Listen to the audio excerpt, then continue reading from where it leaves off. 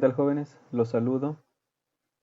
Este video es para explicarles cómo van a realizar los ejercicios siguientes a partir de lo que es la práctica número 2, de las que ya están cargadas ahí a la plataforma de Moodle.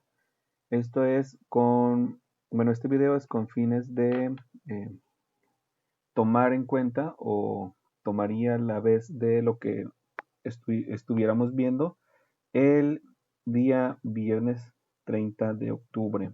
O sea, este video es para, ¿cómo se llama?, reemplazar esa clase.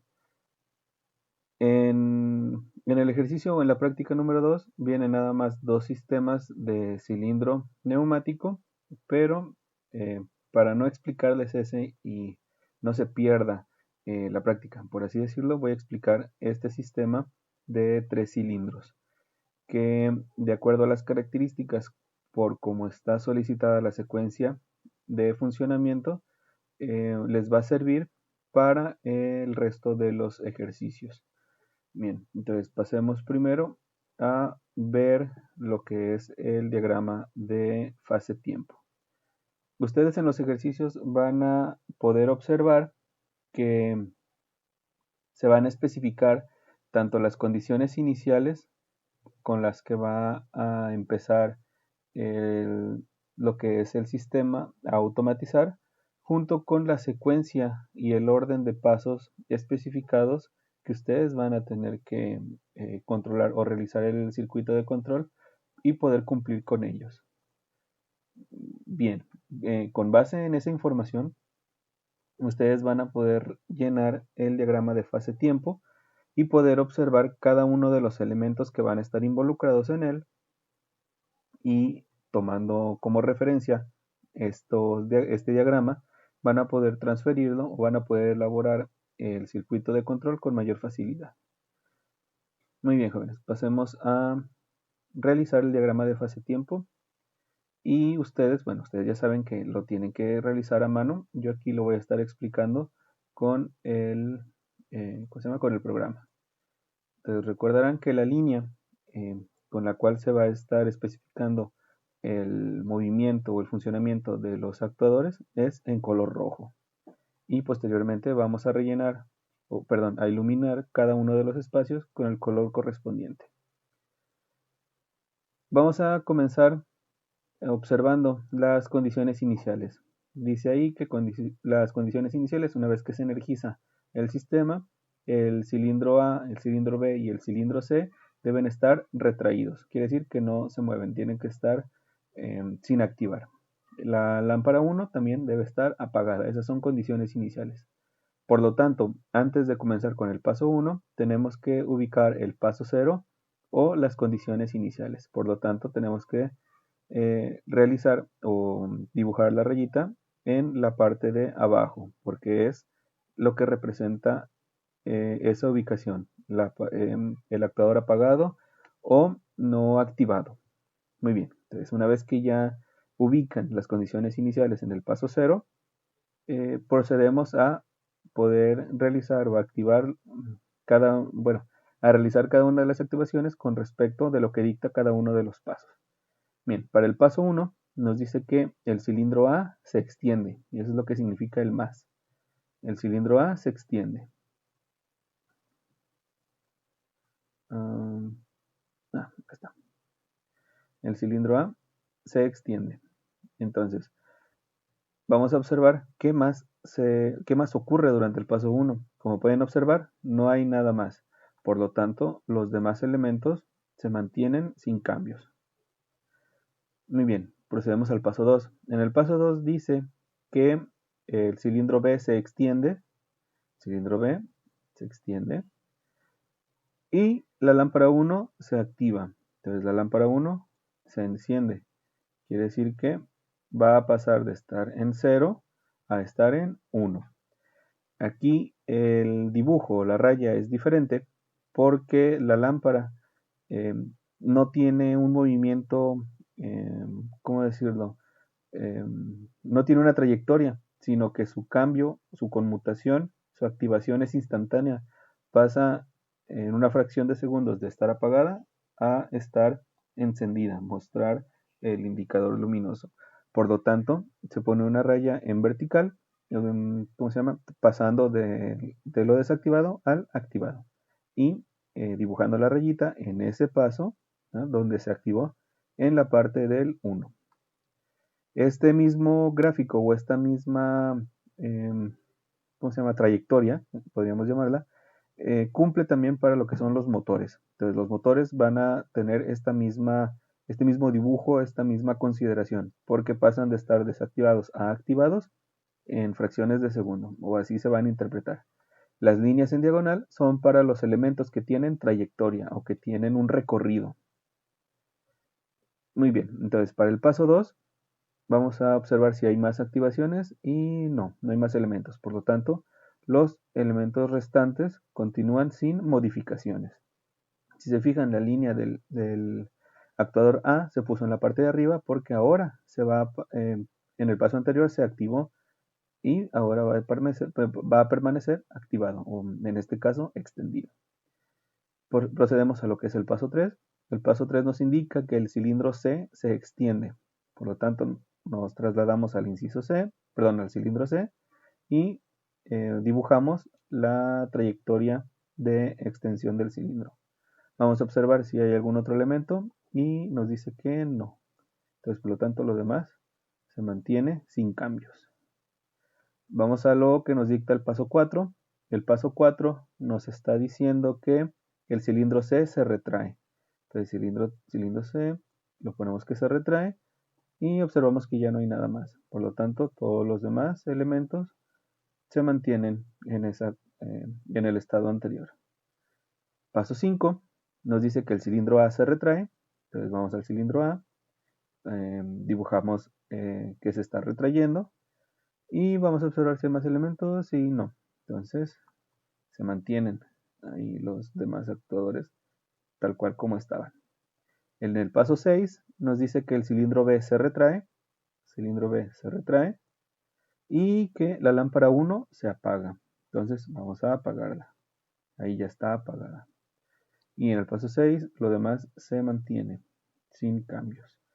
Y vamos a observar si después de que ya terminamos de realizar todo lo que compete a las acciones de cada uno de los pasos, si es que volvimos a lo que son condiciones iniciales. Entonces, terminamos la línea en el espacio donde terminó en el paso anterior la línea o la trayectoria de los actuadores y tenemos que compararla con condiciones iniciales. Si se fijan, son idénticas, por lo tanto, y al parecer hasta el momento, estamos realizando correctamente el diagrama de fase-tiempo. Esto lo vamos a observar posteriormente ya en la elaboración del circuito eléctrico de control para verificar que todo esté funcionando correctamente.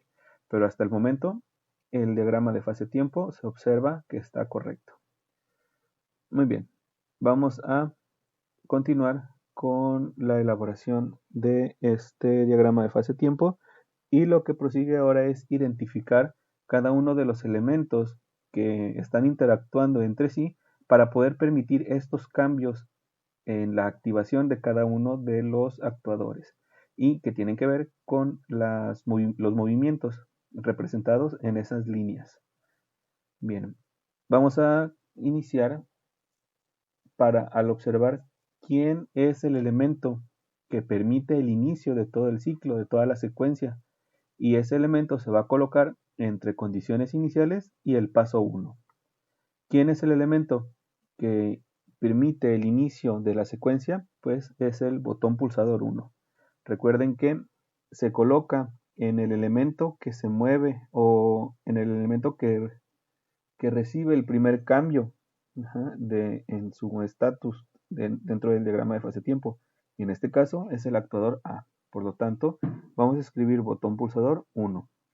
Recuerden que estas letras, jóvenes, deben estar a la altura, debajo de la línea de esta que se alcanza a apreciar aquí en el inter o en el cambio del paso de condiciones iniciales al paso 1. Solo que por las características del software, pues no lo puedo colocar exactamente en medio. Bien, entonces hay que identificar que este es el elemento que inicia todo el sistema, toda la secuencia. Bien, entonces una vez que el cilindro A realiza su recorrido, va e interactúa, una vez que ya terminó su recorrido, con el sensor 2. Por lo tanto, ya sabemos que, bueno, ya lo vimos en clases anteriores, que el sensor 2 es el que va a encargarse em, de permitir el cambio o terminar el paso 1 e iniciar el paso 2. Si se fijan, ese sensor 2 se va a ocupar también en otros pasos, perdón, en otros elementos. También se ocupa aquí para que el cilindro B se extienda y también se ocupa en este lugar, sensor 2, para que se active la lámpara 1. ¿Ok? Entonces, vamos a observar o hay que estar pendientes en dónde se vuelven a ocupar o dónde más se utilizan esos sensores, esos elementos que van a activar los que van a permitir las activaciones de los demás componentes. Una vez que termina el recorrido, el cilindro B va a interactuar físicamente con el sensor 4. El sensor 4 es el que va a permitir el cambio del paso 2 al paso 3. Y si se fijan, también se requiere en la parte del cilindro C para permitir que ese cilindro C se extienda. Y vamos a observar si hay cambios en algún otro elemento. No se ocupa en otro lado. Entonces, una vez que termina el recorrido de extensión el cilindro C, vemos que va a interactuar con este sensor. Por lo tanto, el sensor 6 es el que va a encargarse de terminar el paso 3 e iniciar el paso 4. Y el paso 4 es que se retraiga ese mismo cilindro y una vez que se retrae interactúa con este sensor. Entonces el sensor 5 es el que se va a encargar de terminar el paso 4 y comenzar con el paso 5. Pero si se fijan, también se ocupa en la parte de arriba. Entonces arriba también colocamos ese mismo sensor. Muy bien, una vez que se identifica que ya terminó el recorrido del cilindro C, ese mismo sensor va a permitir o va a provocar que el cilindro A comience a retraerse. Entonces, una vez que termina su recorrido de retroceso, va a interactuar con el sensor 1. Y el sensor 1 también se va a ocupar en el cilindro B para iniciar su retroceso por efecto de activación del paso 6. Entonces, sensor 1 también se ocupa aquí y sensor 1 también se ocupa acá abajo para apagar o para permitir el apagado de la lámpara 1.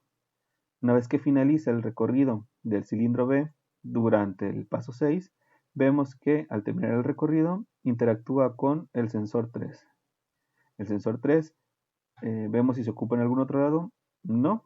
Entonces, si se fijan, todos los demás elementos ya están en apagado y así se van a quedar porque son las condiciones iniciales.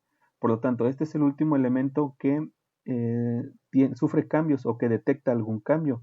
Por lo tanto, este elemento hay que tomarlo en cuenta porque es el que va a apagar todo el circuito o es el último elemento que se va a utilizar para poder apagar los elementos que se están ocupando o el último paso que va a estar energizado. ¿Okay? Este elemento hay que tenerlo remarcado para tenerlo en cuenta, el sensor 3. Bien, entonces por lo pronto ya se agregaron los elementos que van a estar interactuando en este diagrama de fase-tiempo. Solo falta iluminar los espacios con el código de colores para representar sus el estatus que están presentando cada uno de los elementos. Entonces, primero hay que identificar los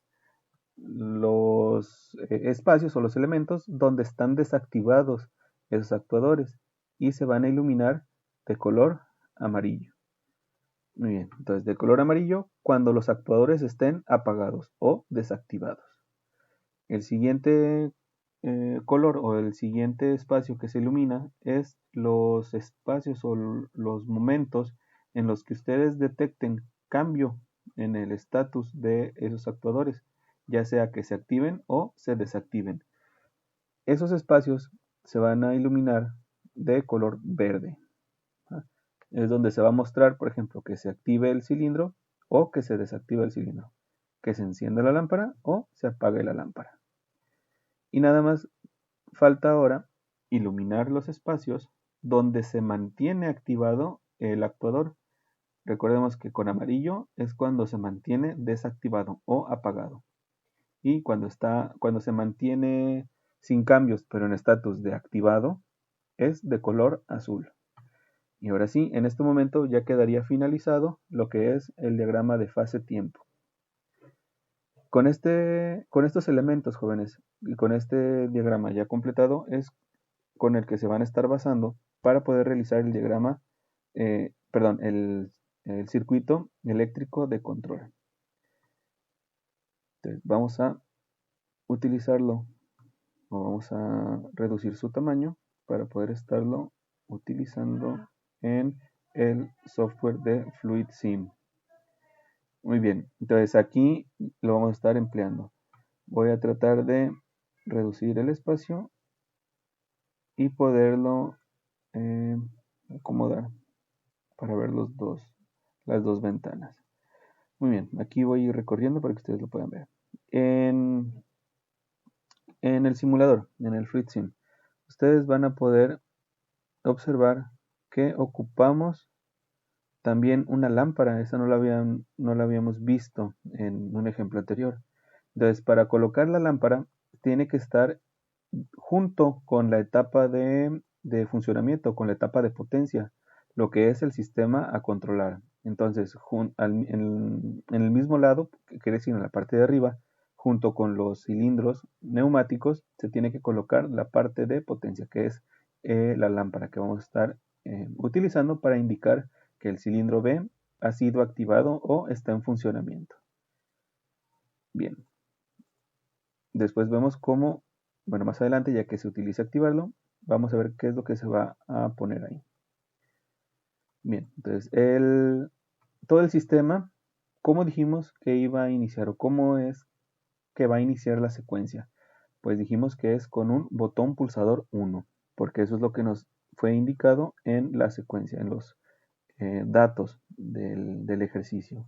Entonces vamos a utilizar el botón pulsador 1 para iniciar el sistema. ¿Y para iniciar la secuencia? ¿Quién es la primera secuencia? Pues es el paso 1.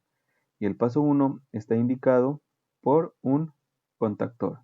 Entonces, como es el paso 1 y es el primer contactor que ponemos, recibe la etiqueta o el nombre de K1. Muy bien, entonces recuerden que en la clase anterior vimos que el lazo de enclavamiento o la retención tiene que ir a la par de cada uno de los contactos que se está utilizando. Entonces, recuerden que se conforma esa retención por utilizar un contacto de reposo y un contacto de trabajo que van a activarse o que van a conectarse a la activación de ese relevador o el contactor que se active en ese paso. Entonces, ustedes ya saben que el contacto de trabajo siempre va a llevar la misma etiqueta que el contactor que se está activando en ese momento. Y en este caso es K1. Muy bien, entonces ya tenemos, este todavía no sabemos de quién es porque no sabemos qué paso va a romper esa retención. Lo ponemos más adelante. Por lo pronto llevamos dos líneas de las tres que conforman cada uno de los pasos. Bueno, son tres como mínimo para conformar un paso. La primera línea representa la activación del paso, la segunda línea es la retención del paso y la tercera línea representa lo que se va a activar en ese paso. En este caso, que ocupamos el contacto de K1, vamos a provocar que el cilindro A se extienda. Y el cilindro A, para que se extienda, tenemos que activar a Y1. Y Y1 es una válvula solenoide. Por lo tanto, agregamos una válvula solenoide, la cableamos y le damos la etiqueta de Y1 para que el cilindro A se extienda. Y con esto agregado ya tenemos lo que es el paso 1. Para el paso 2, ¿quién dijimos que es el encargado de activarlo? Pues el sensor 2.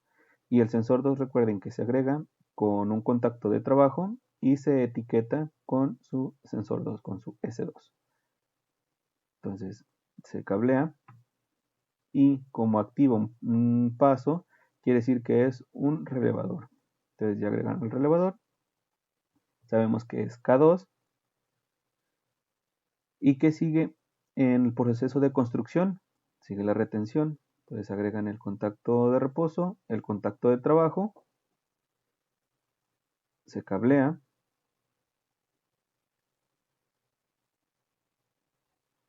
y se pone el nombre.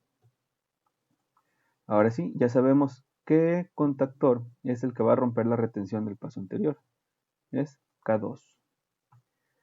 Falta ahora el complemento, que es lo que se va a activar en el paso 2. En el paso 2 se activa la extensión del cilindro B. Y para extender el cilindro B requerimos una válvula solenoide. Y para extender al cilindro B se ocupa Y3. Por lo tanto, le ponemos la etiqueta de Y3 y procedemos a realizar el cableado correspondiente. Solo falta agregarle... no, ya quedó terminado la extensión del cilindro B. Falta agregar la parte de la lámpara. Dice aquí que en el paso 2 también se activa la lámpara. Entonces, ¿quién es nuestro paso 2? Pues K2. Pero nuestra lámpara está en la parte de arriba. Aquí está la lámpara. Vamos a ponerla de color verde. Entonces, la lámpara se va a activar por efecto de ¿quién? De K2. Entonces, K2 es el que va a activar la lámpara. Pero la lámpara no la podemos conectar directamente a un contacto de K2 porque es un contacto de un relevador de control. Necesitamos que esté conectada a su propio contactor. Entonces, vamos a agregar una bobina que va a llevar la indicación que es una K, porque es un contactor. Pero yo les recomiendo que lo identifiquen o lo etiqueten a quién le corresponde o de quién va a ser ese contactor. En este caso es de la lámpara 1, por lo tanto su nombre va a quedar como KL1, contactor de la lámpara 1. El contactor de la lámpara 1, como es un contactor más, debe llevar también su retención, que es un contacto cerrado y uno abierto.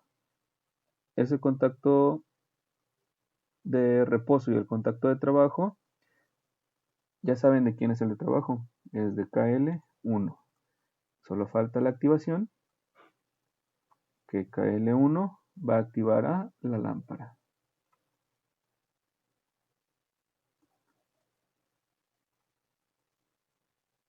Listo, hasta ahí vamos bien. Ya tenemos la activación de la lámpara. No agregamos la etiqueta del contacto de reposo porque todavía no sabemos quién va a ser el encargado de apagarla, porque eso ocurre hasta el paso 6. Bien, volvamos a el circuito o al diagrama de control. Nos quedamos con el paso 2 finalizado. Entonces, para finalizar el paso 2, se activa o se utiliza a S4 para permitir la activación del paso 3. Entonces, agregamos un contacto de trabajo con la etiqueta del sensor que estamos ocupando, dijimos que era el sensor 4. Entonces, sensor 4 activa el siguiente paso y el siguiente paso es un relevador más. Entonces, ese relevador va a recibir el nombre de K3.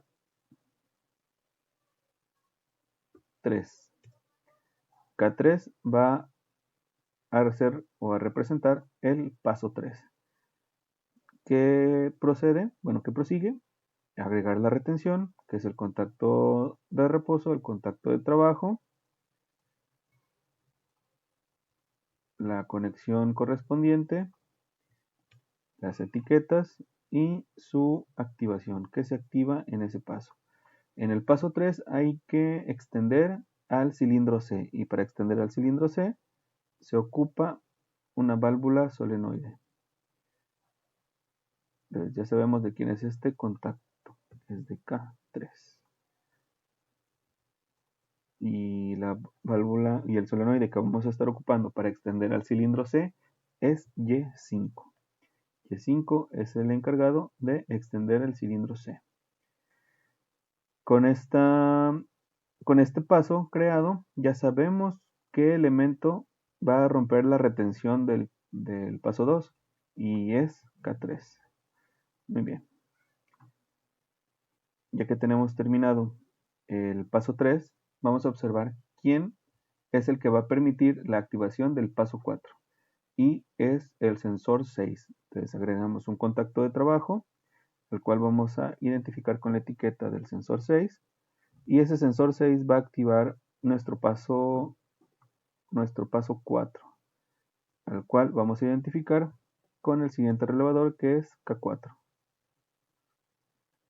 Una vez que se agrega ese relevador o esa bobina de K4, tenemos que proceder a completar los elementos, que es la retención y la activación que se hacen en ese paso. Entonces K4, K4.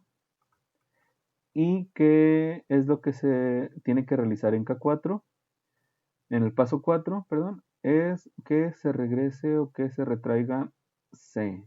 Y para regresar C es con Y6. Es una válvula solenoide. Una válvula solenoide que vamos a identificar como Y6. Procedemos a completar las conexiones. Y en estos momentos ya sabemos quién va a romper la retención del paso anterior. La retención del paso 3 la va a romper K4. Muy bien, en estos momentos ya se terminó el paso 4 y ¿quién es el encargado de permitir el paso 5? Es S5. Entonces agregamos el contacto de trabajo que vamos a identificar como el sensor 5 y va a activar el siguiente paso. Entonces agregamos la bobina para el siguiente contactor y lo vamos a identificar con el nombre de K5 porque es el paso 5. Entonces K5 ya está ahí agregado, falta agregar completar su retención y su activación.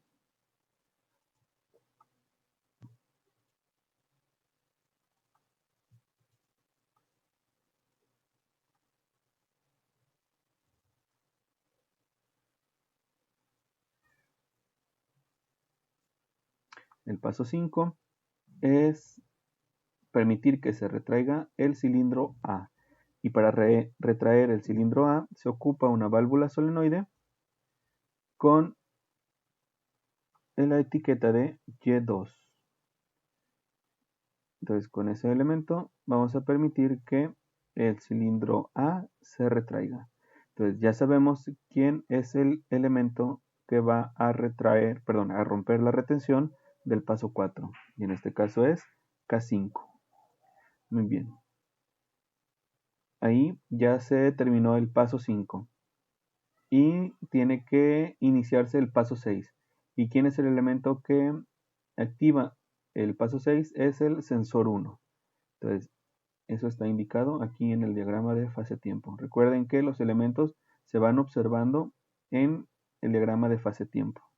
Entonces, agregamos el contacto de trabajo que etiquetamos como sensor 1 y agregamos el relevador o la bobina del relevador para el siguiente paso, el paso 6, que en este caso se etiqueta como K6. Lo siguiente es agregar la retención, el contacto de reposo, el contacto de trabajo, que ya sabemos qué etiqueta lleva. Nos falta la parte del trabajo que va a ser, que se hace en el paso 6, es regresar el cilindro B. Y para regresar el cilindro B se ocupa una válvula solenoide que vamos a etiquetar como Y4. El Y4 es el encargado de regresar o de retraer al cilindro B. Para estas alturas ya sabemos que K6 es quien va a romper la retención del paso anterior. Entonces ya agregamos ahí el K6 Y si pueden observar, es el mismo elemento o es el mismo contacto que vamos a utilizar para apagar la lámpara, porque en el paso 6 tiene que apagarse. Entonces ya también sabemos a quién le pertenece ese contacto de reposo. Es al contactor 6, acá 6. Y ya terminamos de agregar los contactos o las conexiones de los 6 pasos. Solo tenemos que identificar este último elemento que aún no sabemos quién es. Bueno, no nos hemos fijado quién es, pero ya sabemos. Es el elemento que va a romper la última retención y a dejar todo desenergizado, todo apagado. Y ese último elemento al final lo subrayamos y es el sensor 3. Por lo tanto, este contacto de reposo es del sensor 3.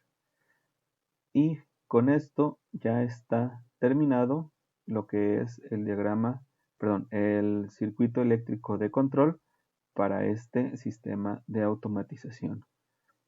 Bueno, en estos momentos ya no ocupamos el diagrama de fase-tiempo y ya está terminado. Lo que sigue ahora es observar que todo esté funcionando correctamente.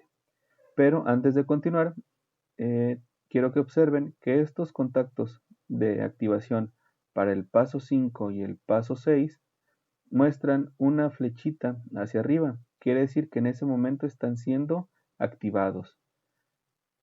Quiere decir que el sensor 5 y el sensor 1 están siendo activados en ese momento. Por lo tanto, van a estar activando al relevador K5 y al relevador K6.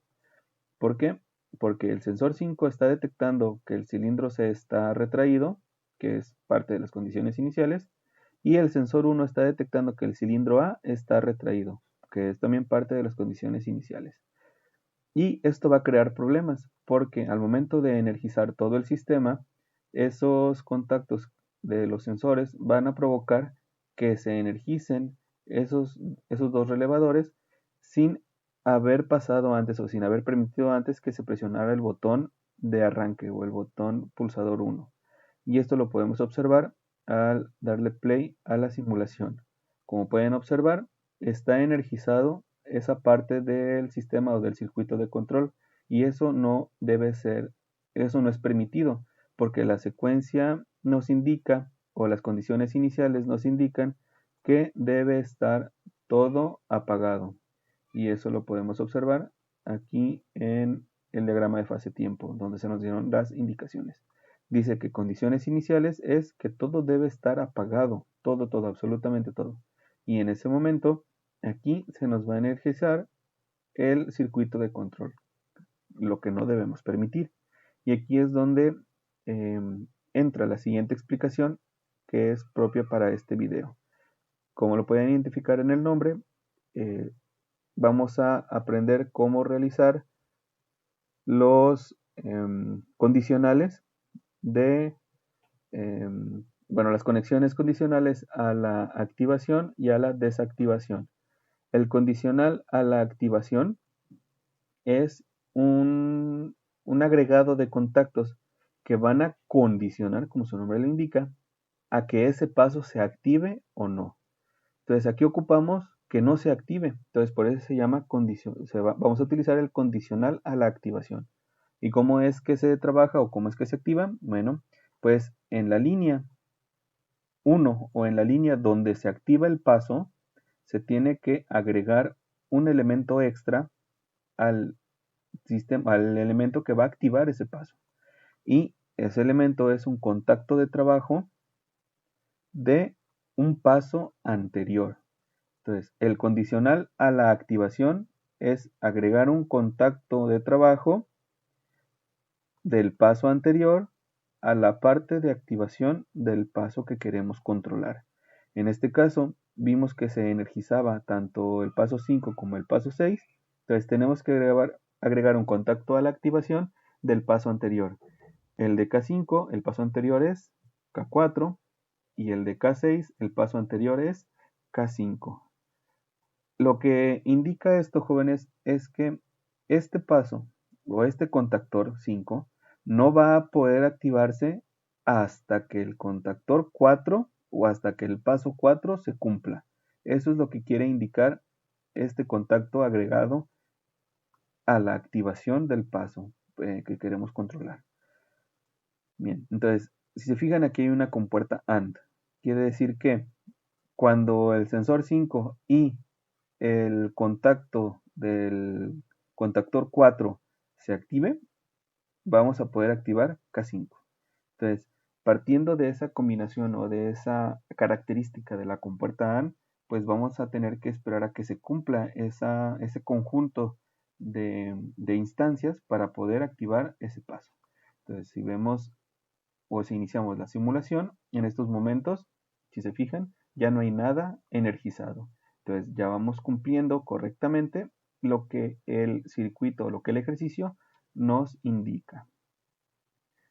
Pero aún no está completo porque necesitamos agregar elementos condicionales a la desactivación y ahorita lo van a observar cuando estemos simulando ya el funcionamiento. Pero antes necesito cambiar la simulación para que funcione.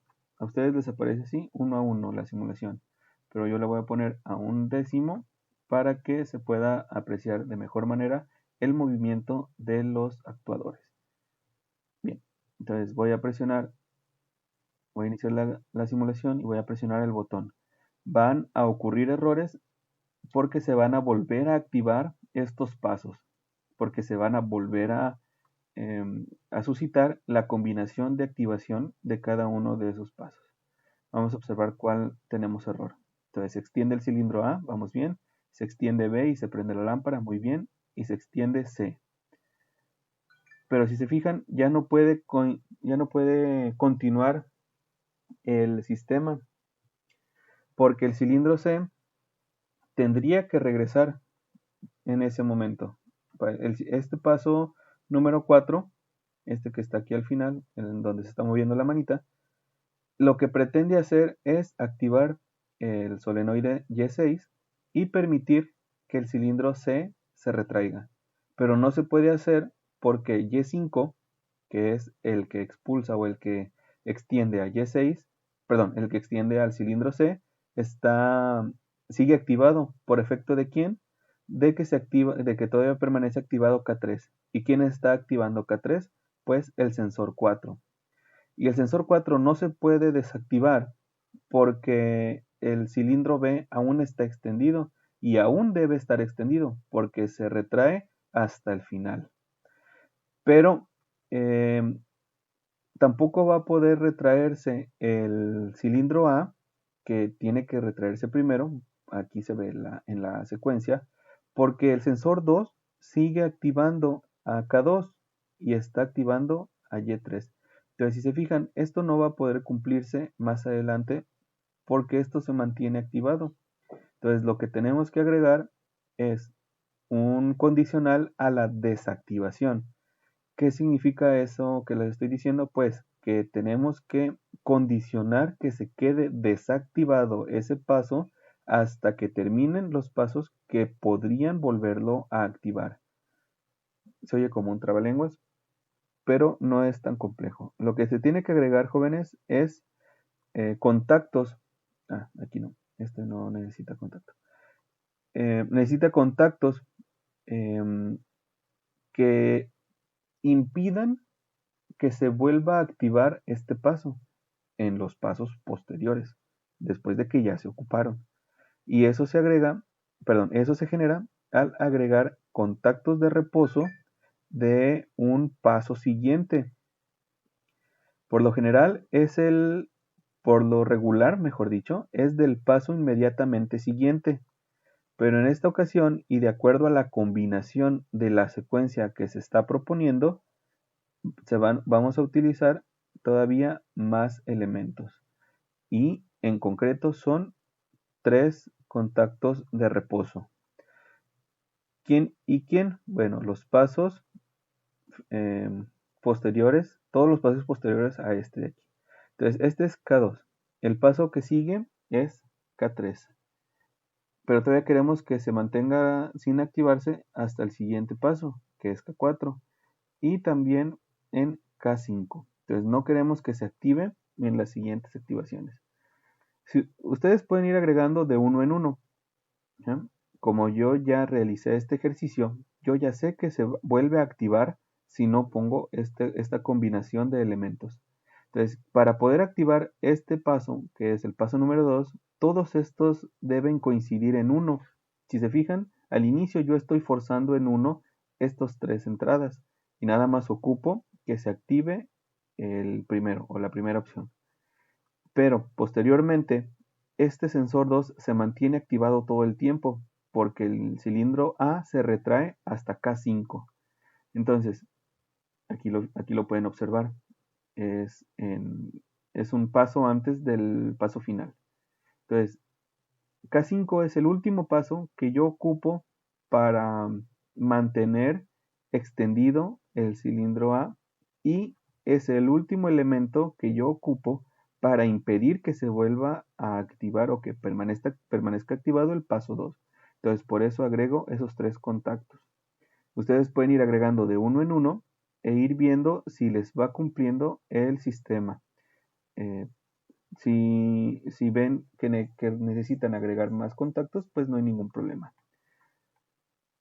Para el paso 3, de igual manera, tengo que agregar 3 pasos más, porque tengo que impedir que se active hasta el paso final o hasta la finalización de la secuencia. Entonces, el paso posterior a K3 es K4, posterior K5, posterior el paso final que es K6.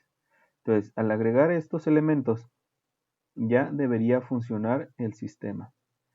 Vamos a poner play a la simulación y vamos a observar que todo funcione. Vamos a esperar a observar si se requiere un contacto a la desactivación aquí en el paso número 4. Vamos a darle inicio.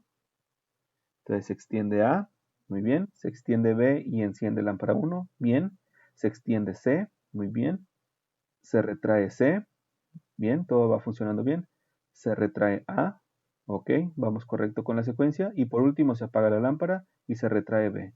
Y al terminar el regreso o el retroceso, se apaga todo el sistema por efecto del sensor 3. Y ahí ya queda en funcionamiento todo el sistema. Bien, jóvenes, les puedo recomendar que traten de realizar esta secuencia por sí solos. Terminen de ver el diagrama de fase-tiempo y traten de generar este circuito de control, pero sin estar viendo la guía, nada más observando el diagrama de fase-tiempo. Y observen el funcionamiento al no agregar todos estos contactos todos estos condicionales a la desactivación y observen cómo es que se comporta el sistema. Van a observar que cada uno de los elementos vuelven a activarse y a repetir partes de la secuencia, y eso no es permitido, ya que la secuencia debe ir tal cual como se está requiriendo. Vamos a observarlo una vez más. Con el botón de inicio, botón pulsador 1, se extiende el cilindro A, se extiende B, se prende la lámpara, se extiende el cilindro C, se retrae el cilindro C, se retrae el cilindro A, y por último se va a apagar la lámpara y a retroceder el cilindro B. Y una vez que termine el retroceso, se apaga todo, volviendo a condiciones iniciales y esperando de nuevo el botón pulsador. Aquí también se podrían agregar condiciones a la activación al poner contactos aquí que impidan que se vuelva a activar el paso 1 por efecto de volver a presionar el botón pulsador 1. Porque si se fijan, si presiono aquí este paso y permito que siga avanzando, puedo volver a activar el paso 1, lo que va a provocar que sigan pasando otras cosas. Y ahí ya no se va a poder trabajar con nada. ¿Sí? Ahí se va a bloquear la secuencia del sistema. Entonces, no está exigido en este ejercicio, pero ya saben que si observan ese funcionamiento en sistemas posteriores o ya en su trabajo, ya cuando estén en el área laboral, pues tienen que agregar aquí contactos condicionales a la activación, que no permitan agregar contactos que no permitan que se vuelva a activar por efecto de presionar el botón pulsador de nuevo durante el funcionamiento ya del sistema. Muy bien, jóvenes. Por mi parte es todo. Espero que se comprenda a cabalidad lo que son los condicionales a la activación y a la desactivación. Saludos.